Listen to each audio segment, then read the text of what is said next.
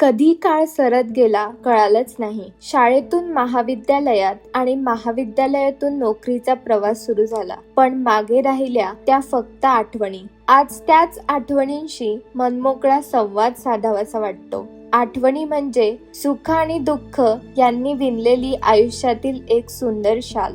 कधी त्या ओठांवर हसू फुलवतात तर कधी डोळ्यांना अलगद ओलावून जातात.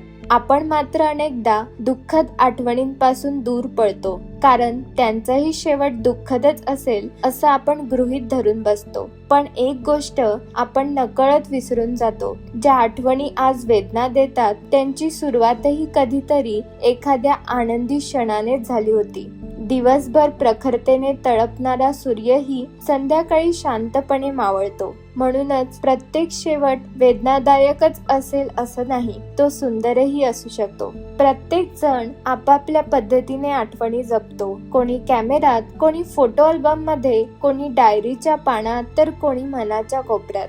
कधीतरी त्या आठवणींना पुन्हा एकदा भेट द्या. ते तुमच्याशी बोलतील, तुम्हाला हसवतील, रडवतील आणि नकळत काहीतरी शिकवून जातील. आठवणी जपा, कारण त्या कधीच भूतकाळ नसतात. त्या आपल्या आयुष्याला अर्थ देणारं सर्वात सुंदर वर्तमान असतात.